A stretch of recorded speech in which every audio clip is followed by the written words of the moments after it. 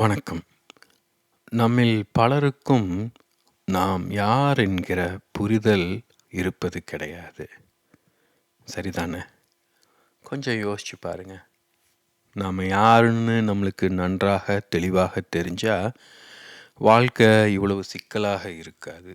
நிம்மதியாக நிறைவாக நம்ம வாழ்க்கையை வாழ்ந்துக்கிட்டு இருக்க முடியும். அப்படின்னா நாம் யாருன்னு நம்மளுக்கு தெரியலன்னு தான் பொருள். சரிதானே? அப்போது நம்ம முக்கியமாக ஒரு கேள்வியை நம்ம நோக்கி நம்ம கேட்டுக்கொள்ளணும். அதாவது நம்ம யாருன்னு நம்மளுக்கு தெரியல அப்படின்னா, இவ்வளோ நாள் நம்மளுக்கு தெரிஞ்சிருந்து என்னைக்காவது ஒரு நாள் நம்ம மறந்து போயிட்டோமா?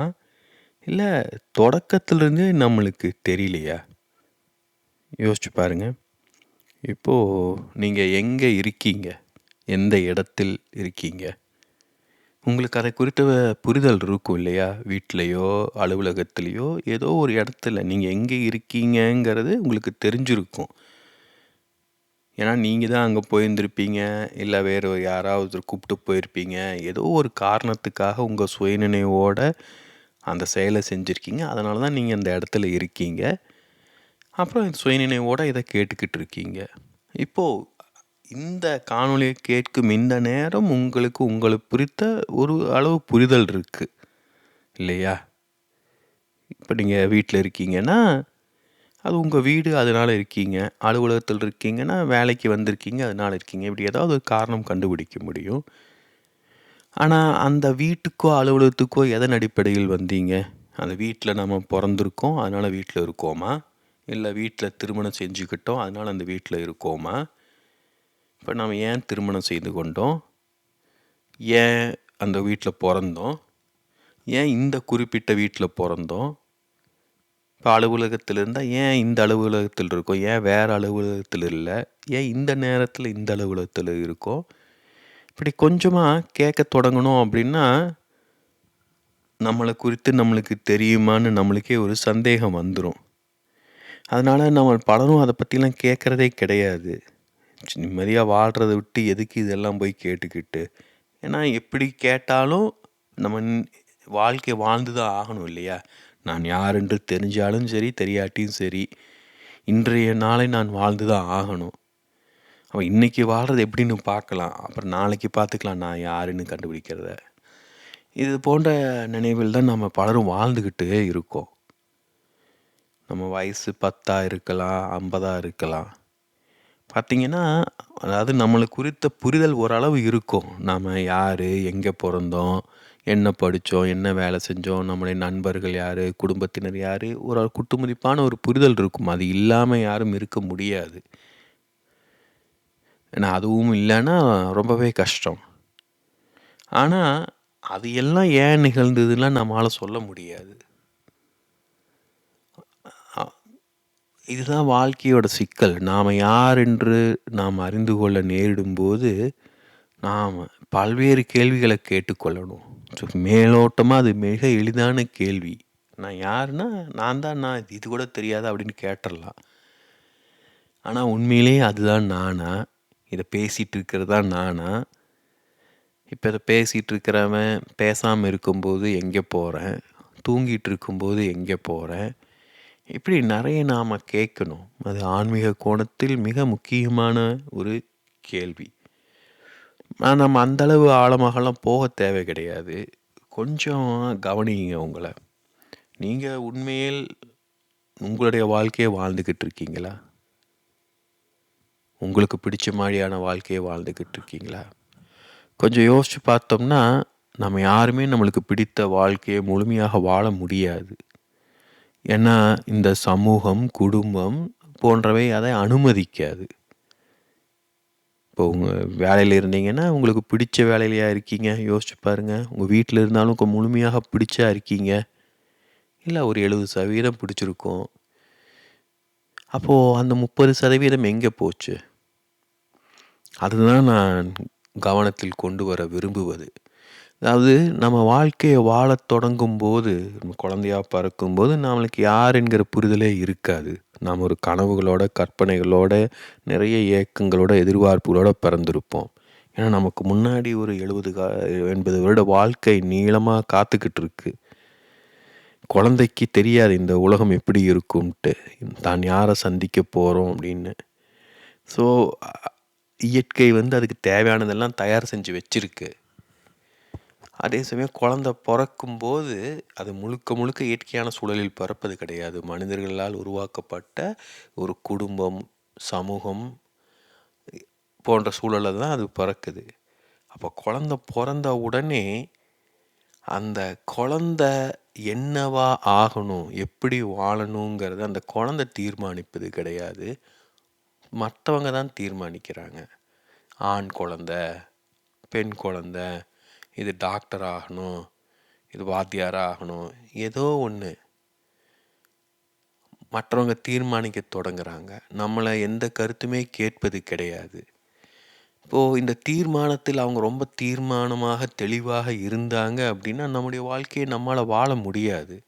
ஏன்னா நாம் என்ன உடை அணியணும், என்ன சாப்பிடணும், யாரோட பழகணும், எந்த பள்ளிக்கு போகணும், யாரோட பழகணும், இப்படி நிறைய விஷயங்களை நம்மை கட்டுப்படுத்துவார்கள் நம்மை அறியாமல். அதெல்லாம் குழந்தைக்கு எதுவுமே தெரியாது. குழந்தைக்கு வந்து 2 விதமான வாய்ப்புகள் தான் இருக்குது. ஒன்று பெரியவங்க சொல்கிறத கேட்டு அப்படியே வாழ்கிறது, இல்லைன்னா அது கொஞ்சம் முரண்டு பிடிக்கிறது. கொஞ்சம் யோசிச்சு பார்த்தீங்கன்னா முரண்டு பிடிக்கிற பிள்ளைகளையும் நம்ம எளிதில் விட மாட்டோம். மிரட்டி திட்டி ஏதாவது பண்ணி நம்ம கட்டுக்குள்ளே கொண்டு வர பார்ப்போம். இப்போது நல்ல பிள்ளைய சொல் பேச்சு கேட்குதுன்னா அதை வந்து செல்லம் கொடுத்து நம்மளுக்கு பிரியமாக வச்சுக்குவோம். அந்த குழந்தையும் பெரியவங்களுக்கு பிரியமாக இருப்பதனால் அவங்க விரும்பியதெல்லாம் செஞ்சுக்கிட்டு நல்ல பிள்ளைய அப்படியே வளர்ந்துட்டு வரும். நம்ம வயசாகும்போது பார்த்திங்கன்னா நம்ம 2ல் ஏதோ ஒரு விதத்தில் வளர்ந்துருப்போம். ஒரு நல்ல குழந்தையா எல்லோரும் சொல்வதை கேட்டு வளர்ந்துருப்போம். அப்போது நாம் யார், உண்மையிலே நமக்கு என்ன வேணுங்கிற புரிதல் நம்மளுக்கு இருந்திருக்காது. ஏன்னா எல்லாமே பெரியவங்க சொல்கிற, அவங்க எடுத்து கொடுக்கும் உடை, அவங்க போடும் சாப்பாடு, அவங்க சொல்கிற படிப்பை படிச்சுக்கிட்டு அப்படியே வாழ்ந்துக்கிட்டு இருக்கோம். இன்னொரு பக்கம் முரண்டு பிடிக்குது, எல்லாவற்றையும் எதிர்த்து தன்னோட இஷ்டத்துக்கு வாழ முயற்சிக்கும் குழந்தை. அது நீண்ட கால மகிழ்ச்சியாக வாழ முடியாது. ஏன்னா எந்த பெரியவர்களும் அதை விரும்ப மாட்டாங்க. ஏதோ ஒரு விதத்தில் அதை கட்டுப்படுத்த பார்ப்பாங்க. ஒன்று அதோட மன உறுதியை குலைச்சி அதை மனசை குழப்பி தங்கள் கட்டுப்பாட்டுக்குள்ளே கொண்டு வருவாங்க. இல்லைன்னா அந்த குழந்தை மன உறுதியான குழந்தையாக இருந்ததுன்னா அது வீட்டை விட்டு வெளியேறி தன்னுடைய இஷ்டத்துக்கு தன்னுடைய வாழ்க்கையை மேற்கொள்ள தொடங்கும்.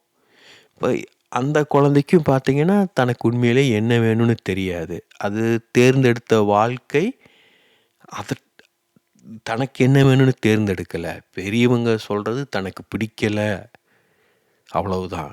அது இந்த சட்டை போடுற அப்படிங்கிறாங்க, இல்லை போட மாட்டேங்குது. ஆனால் எந்த சட்டை போடணும் குழந்தைக்கு தெரியாது. இப்போ 2லையுமே பார்த்திங்கன்னா நாம் உண்மையிலே நமக்கு என்ன வேணும்னு தெரிந்து கொண்டு நாம் வாழலை. ஒன்றில் பெரியவங்க கொடுக்கறத அப்படியே ஏற்றுக்கிட்டு வாழ்ந்துட்டு வந்துட்டோம். இன்னொன்றுல பெரியவங்க கொடுப்பதற்கெல்லாம் முரண்டு பிடிச்சி நாம் போராடி வாழ முயற்சி செஞ்சுருக்கோம். அதே அப்போது நமக்கு தேவையானதெல்லாம் பெறுவதற்கான வாய்ப்பு நம்மளுக்கு கிடச்சிருக்காது. பெரியவங்க இருந்தாங்கன்னா அட்லீஸ்ட் அவங்க ஏதாவது கொடுத்துருப்பாங்க. நம்ம குழந்தையா என்ன சம்பாதிக்க முடியும், எப்படி சம்பாதிக்க முடியும்? இப்போது 2 விதத்துலையுமே பார்த்திங்கன்னா நாம் நம்முடைய வாழ்க்கையை வாழாமல் நம்ம இழந்து வாழ்ந்துக்கிட்டு இருப்போம். இது ரொம்ப நுட்பமான விஷயம். அதனால தான் இதுக்கு தலைப்பு நம்மை இழத்தல்னு வச்சுருக்கேன். ஏன்னா நாம் வாழ்வின் ஒவ்வொரு கணமும் வந்து பார்த்திங்கன்னா நம்ம ஏதாவது ஒரு விதத்தில் இழந்துக்கிட்டே தான் இருக்கோம். அது ரோட்டில் போகணுன்னா லெஃப்ட் சைடு போகணும், நம்மளுக்கு வலது பக்கமாக போகணும்னு தோணுது, ஆனால் போக முடியாது. நம்மளை கட்டுப்படுத்த வேண்டியதாக இருக்குது இல்லையா? இப்போ இதை பேசணுன்னா நான் மனசில் நினச்சதெல்லாம் பேச முடியாது. ஒரு புரிதலுடன் பேசணும், அது உங்களுக்கு புரியணும், நிறைய கட்டுப்பாடுகள் இருக்குது. இப்போ ஒரு விதத்தில் நான் என்னை கட்டுப்படுத்தி கொள்கிறேன் இல்லையா? ஸோ இப்படி யோசிச்சுட்டே போனோம்னு வச்சுக்கோங்களேன், பல விதங்களில் நம்மளை கட்டுப்படுத்திக்கிறோம், கட்டுப்படுத்தப்படுறோம். ஏதாவது ஒரு விதத்தில் நம்ம ஒடுக்கி கொள்கிறோம், குறுக்கி கொள்கிறோம், வெட்டி கொள்கிறோம், மாற்றிக்கொள்கிறோம். அப்போது உண்மையில் நாம் நம்முடைய வாழ்க்கையை வாழ்கிறோமா? அப்படின்னு நம்மளை கேட்டுக்கொள்ளணும். ஏன்னா சில இதில் தவிர்க்க முடியாதது. இப்போ சாலையில் இடது பக்கம் செல்லணும்னா வேறு வழியே இல்லை, சட்டத்தை அனுசரிச்சுக்க வேண்டியதாக இருக்குது இல்லையா? இப்போ அது நம்மளை எந்த விதத்தில் கட்டுப்படுத்துது? அதனால நம்முடைய அடிப்படை தனி மனித உரிமையே மீறப்பட்டதுன்னு நினச்சோம் அப்படின்னா, நம்ம அதை எடுத்து போராடி வலது பக்கமாக காரை ஓட்டு போகலாம், ஒன்றும் தப்பு கிடையாது. ஆனால் அதுக்கு சமூகமும் மற்றவர்களும் என்ன பதில்வினை தர்றாங்களோ அதை ஏற்றுக்கொண்டு ஆகணும். இப்போ இந்த முரண் தான் நம்ம கவனிக்க வேண்டியதாக இருக்குது. அதாவது நம்ம மற்றவங்க சொல்வதை அப்படியே கேட்டுக்கிட்டோம்னா எந்த பிரச்சனையே இல்லாமல் வாழ்ந்துட்டு போகலாம். மற்றவங்க சொல்கிறத கேட்கலன்னா ஏகப்பட்ட பிரச்சனைகளை எதிர்கொள்ளணும். அப்படி வாழ முடியாது. யாராவது சொல்கிறத நம்ம அனுசரித்து தான் போய் ஆகணும் இல்லையா? அப்பா சொல்கிறத கேட்காட்டி போலீஸ்காரர் சொல்கிறத கேட்டாகணும். அப்பா சொல்கிறதையும் கேட்டால் நல்லது, போலீஸ்காரர் சொல்கிறதையும் கேட்டால் நல்லது. ஆனால் அப்படி இருந்தால் நம்முடைய வாழ்க்கையை நம்ம வாழ மாட்டோம். ஸோ கவனித்து பார்த்தீங்கன்னா, ஏதாவது ஒரு விதத்தில் நம்மை நாம் இழந்து கொண்டே தான் இருப்போம். அதனால தான் வாழ்க்கை சலிப்பாக இருக்குது, எரிச்சலாக இருக்குது, போர் அடிக்குது. ஏன்னா வயதாகும் தோறும் நமக்கு பிடித்த வாழ்க்கையை வாழ்வதற்கான வாய்ப்பு நம்மளுக்கு குறைஞ்சிக்கிட்டே வரும். ஏன்னா குழந்தையா இருக்கும்போது எதிர்காலம் இன்னும் பிரம்மாண்டமாக இருக்குது. இன்னும் இன்றைக்கி இல்லாட்டி அடுத்த வருஷம் நடக்கக்கூடும். இன்னும் 5 வருஷம் கழித்து நடக்கக்கூடும். காலேஜ் முடித்த உடனே நம்மளுக்கு பிடிச்ச வாழ்க்கையை வாழலாம். திருமணமானோடனே நம்மளுக்கு பிடிச்ச வாழ்க்கையை வாழலாம். இப்படின்னு கனவு கண்டுட்டு வாழ்ந்துக்கிட்டே இருக்க முடியும். ஒரு 30-40 வயசு ஆகும்போது நம்முடைய அடிப்படையான தேவைகள், எதிர்பார்ப்புகள், ஆசைகள் எல்லாம் நிறைவேறின பிறகு தான் நம்மளுக்கு உண்மையில் வாழ்க்கை குறித்த கேள்வி எழும். அதுதான் பெரும்பாலும் நம்ம மிட் லைஃப் கிரைசிஸ்னு சொல்கிறோம். அது தோராயமாக 40-45 வயசில் ஒருவருக்கு உருவாகும்னு சொல்லுவாங்க. இது ரொம்ப முக்கியமான ஒரு விஷயம். ஏன்னா நம்ம வாழ்க்கையை வாழணும் அப்படின்னா அதற்கு தேவையான பொருளை சம்பாதிக்கணும், நண்பர்களை சம்பாதிக்கணும், மனிதர்களை பேணணும், சமூகத்தோடு இயைந்து செல்லணும், அதற்கு தேவையானதை கற்றுக்கொள்ளணும். பல விதங்களில் நாம் மாற்றிக்கொள்ள வேண்டியது இருக்குது. கொஞ்சம் யோசித்து பார்த்தீங்கன்னா இதில் நிறைய விஷயங்கள் நமக்கு உண்மையில் தேவையே இல்லை தான். பள்ளியில் எவ்வளோ வருஷம் படிச்சிருப்போம், 12 வருஷம் பள்ளி படிப்பு படிச்சிருப்போம், 3 அல்லது 4 வருஷம் காலேஜில் படிச்சிருப்போம். அவற்றில் படித்து எவ்வளோ விஷயங்கள் நாம் இன்றைக்கி பயன்படுத்திகிட்டு இருக்கோம். வட்டத்தோடைய பரப்பளவுக்கான ஃபார்முலா தெரியுமா? நினைவு இருக்கா உங்களுக்கு? இல்லையா? அதுக்கு மார்க்கெல்லாம் போட்டுப்போம், திட்டு அடியெல்லாம் வாங்கியிருப்போம். அந்த ஃபார்முலானால இன்றைக்கி ஏதாவது பயன் இருக்கா? கொஞ்சம் யோசிச்சு பாருங்க.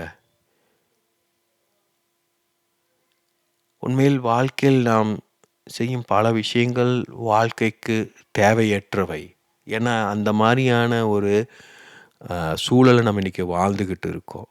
ஏன்னா சமூகம் நம்மை ஒரு சமூக பிரஜையாக வளர்ப்பதற்கு தான் விரும்பும். சமூகத்துக்கு தேவையான விதத்தில் தான் நம்மை தயார் செய்து கொள்ள அது முனையும். சமூகத்துக்கு என்ஜினியர் வேணும், டாக்டர் வேணும், போலீஸ்காரன் வேணும் இல்லையா? அப்போது அதுக்கு என்ன தேவை? அதுதான் நம்மளுக்கு தொடக்கத்திலிருந்தே கற்றுத்தரப்படுகிறது. ஸோ சமூகத்துக்கு ஏற்றாற்போல ஒரு சாதாரண மனிதனாக மாறிக்கொள்ளும்படி தான் நாம் பயிற்றுவிக்கப்படுகிறோம். அப்போ அதனால் என்ன நிகழுது அப்படின்னா வாழ்க்கை நிம்மதியாக இருக்கும். சமூகத்தில் தொந்தரவே இருக்காது. சமூகத்தில் நல்ல மனிதனாக நல்ல பேரும் புகழுமோடு நிம்மதியாக வாழ முடியும். ஆனால் அது நம்முடைய வாழ்க்கையா? அது நாம் தானா? நாம் வாழ விரும்பும் வாழ்க்கையா? இதை நாம் தான் கேட்டுக்கொள்ளணும். இது தனி மனிதர் ஒவ்வொருவருமே கேட்டுக்கொள்ளணும். அதே சமயம் இதெல்லாம் நம்மளுக்கு நிகழ்ந்து நம்மளுக்கு 40-50 வயசு ஆகிற வரைக்கும் காத்துக்கிட்டு இருந்தாலும் பயன் கிடையாது. அப்போ 50 வயசில் ஆமாம் இது நான் வாழ வேண்டிய வாழ்க்கையில் வாழ்க்கையை வீணடிச்சிட்டேன்னு நினச்சா என்ன பண்ண முடியும்? திருப்பி சரி செய்ய முடியுமா? அப்போது நாம் அதெல்லாம் ஈடுபடுவதற்கு முன்னாடி இந்த கேள்விகள் நமக்கு எழணும். இப்போ நீங்கள் டாக்டருக்கு படிக்கணும் அப்படின்னா அது 4-5 வருஷம் படிச்சுட்டு அப்புறம் இன்டர்ன்ஷிப்பு, பயிற்சி அது இதுன்னா தோராயமாக 8-10 வருஷம் ஆயிருன்னு வைங்களேன். அவ்வளவு தேவையா? அதனால் என்ன பயன்? யோசிக்கணும். உண்மையிலே நம்முடைய சுய தர்மம், நம்ம டாக்டர் ஆனால் தான் நம்முடைய ஆன்மா சாந்தி அடையுமா? அதுக்காக தான் நம்ம டாக்டர் ஆகிறோமா? நீங்கள் 10 வருஷம் கழித்து படித்து முடித்ததுக்கப்புறம் நம்முடைய மனநிலை மாறிடுச்சுன்னா திடீர்னு நம்ம ஓவியர் ஆகணும்னு ஆசைப்பட்டோம்னா யோசிச்சு பாருங்க. நம்ம எந்த கோணத்தில் வாழ்க்கையை வாழ்ந்துட்டு இருக்கோன்னு கொஞ்சம் நம்ம சிந்தித்து பார்க்கணும். இப்போ உதாரணத்துக்கு இப்போ இந்த படத்தை வந்து நான் செயற்கை நுண்ணறிவை கொண்டு உருவாக்குனேன்.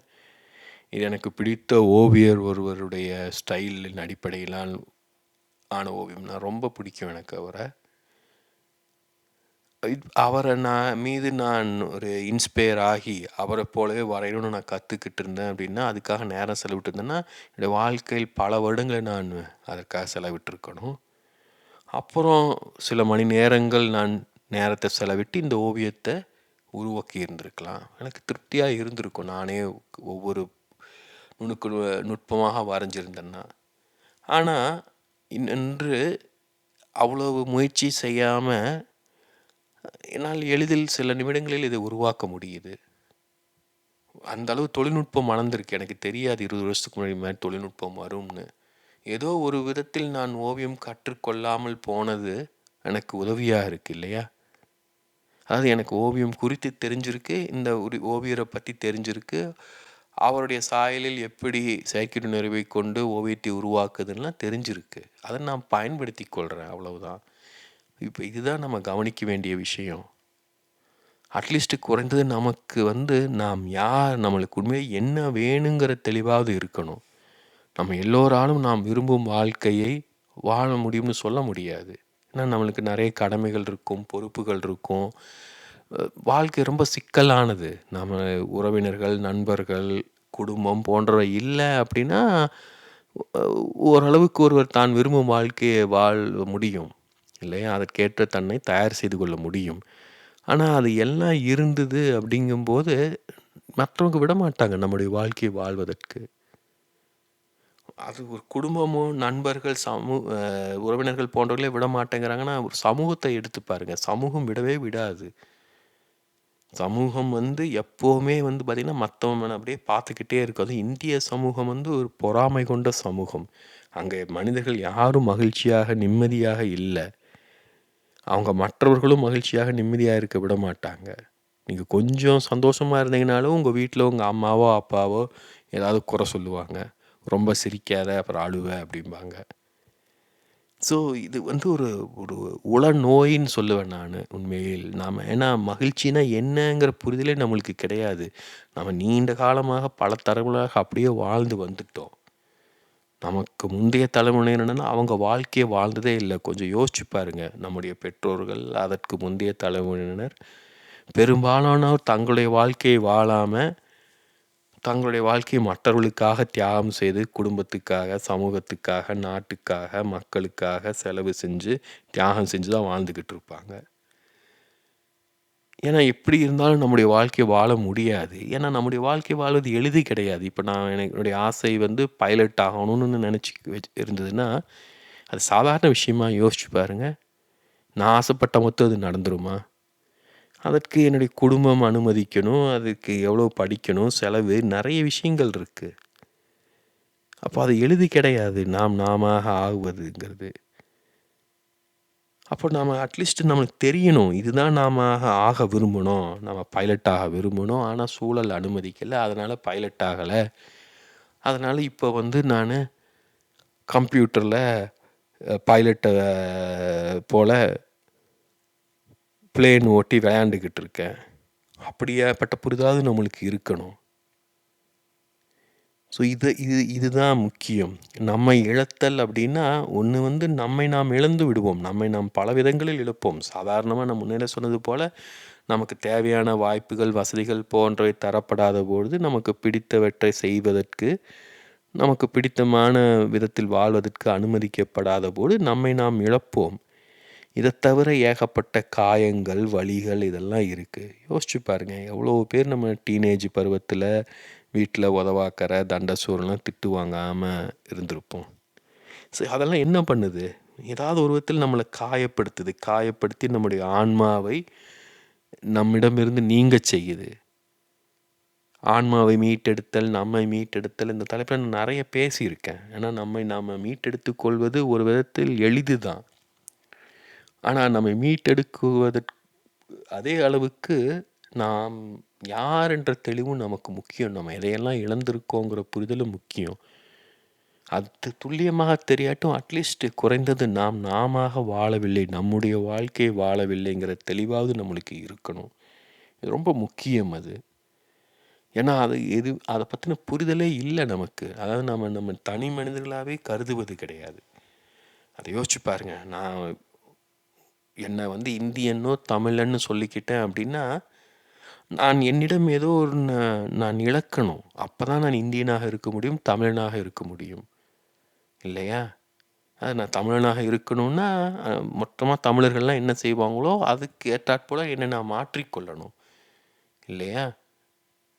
வேறு ஏதாவது ஒரு விஷயம் இருந்ததுன்னா கூட என்னை தமிழ்னா ஏற்றுக்கொள்ள மாட்டாங்க. அப்போ நான் அதை செய்யலாமா கூடாதா?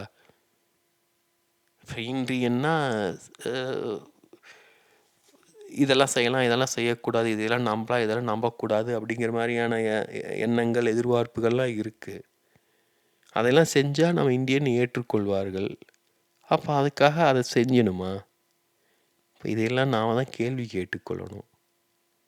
இப்போ நாம்ங்கிறது யார்? நாம்ங்கிறது ஒரு தனி மனிதர். நமக்குன்னு ஒரு தனித்துவம் இருக்கணும். நம்ம ஒரு ஆணாக பெண்ணாக இருக்கலாம், அது நம்முடைய அடையாளம் கிடையாது. இந்தியன், தமிழன், மேனேஜர், அப்பா இதெல்லாம் நம்முடைய தனித்துவமான திறமையோ நாம் அடைந்த வெற்றியோ கிடையாது. நாம் யார்? நம்ம அதை கண்டுபிடிக்கணும். அது அவ்வளோ எளிது கிடையாது. அதனால தான் ஆன்மீக கோணத்தில் நாம் யார் என்று கண்டுபிடிப்பதை மோட்சம், நிர்வாணம், வீடு பேருலாம் சொல்கிறாங்க. அது அவ்வளோ எளிது இல்லை இல்லையா? எல்லோரும் அதுக்காக எவ்வளோ முயற்சிகளை மேற்கொள்கிறாங்க. ஆனால் அதை பற்றிலாம் நம்ம எந்த கவலையும் இல்லாமல் இருக்கோம். அதை தான் நான் கவனிக்க சொல்கிறேன். ஏன்னா நாம் மகிழ்ச்சின்னு நாம் நினைப்பது உண்மையில் மகிழ்ச்சி கிடையாது. அதுதான் வழி தருவது. நம்மை நாம் இழந்து வாழ்ந்துக்கிட்டு இருக்கோம். அந்த புரிதலே நமக்கு இல்லை. உண்மையில் நாம் நல்லா சொகுசாக இருந்தோம் அப்படின்னு வச்சுக்கோங்க, நாம் நம்முடைய வாழ்க்கையை வாழலைன்னு அர்த்தம். ஏன்னா நம்முடைய வாழ்க்கையை நம்ம வாழணும் அப்படின்னா அதை நம்முடைய முயற்சியான தான் நம்ம மேற்கொண்டாக முடியும். நீங்கள் உங்கள் வாழ்க்கையை வாழணும்னு முடிவு பண்ணீங்க அப்படின்னா உங்களுக்கு யாரும் உதவ மாட்டாங்க. உங்கள் அப்பா அம்மா சொன்ன வாழ்க்கை வாழணும்னு ஏற்றுக்கிட்டிங்கன்னா அதுக்கு அவங்க உதவுவாங்க. நீங்கள் உங்கள் வாழ்க்கையை வாழணும் அப்படின்னா என்ன வாழ்க்கையை வாழ போகிறீங்க தெளிவாக தெரியுமா? கொஞ்சம் யோசிச்சு பார்க்கணும் நம்ம. இது ஒரு பெரிய பிரச்சனையாக நான் கருதுகிறேன். ஏன்னா என்னுடைய அனுபவத்தின் மூலமாக நான் கருதுகிறேன். என்னுடைய வாழ்க்கையில் எந்த குறையுமே இல்லாதது போல ஒரு புரிதல் தான் எனக்கு இருந்தது. ஆனால் முற்றிலுமாக நான் என்னுடைய வாழ்க்கையை வாழாமல் அதை கைவிட்டு வேறொரு வாழ்க்கையை வாழ்ந்துக்கிட்டு இருந்திருக்கேன். ஸோ இது நாம் தான் கவனிக்கணும், நாம் தான் புரிந்து கொள்ளணும். நம்முடைய வாழ்க்கை நமக்கு முக்கியம், நமக்கு முக்கியம் அப்படின்னா நம்மை நாம் கண்டுபிடிக்க தொடங்கணும். நாம் யார் என்று புரிந்து கொள்ள தொடங்கணும். ஏன்னா நம் வாழ்க்கை நம் தேர்வு, நம் வாழ்க்கை நம் பொறுப்பு.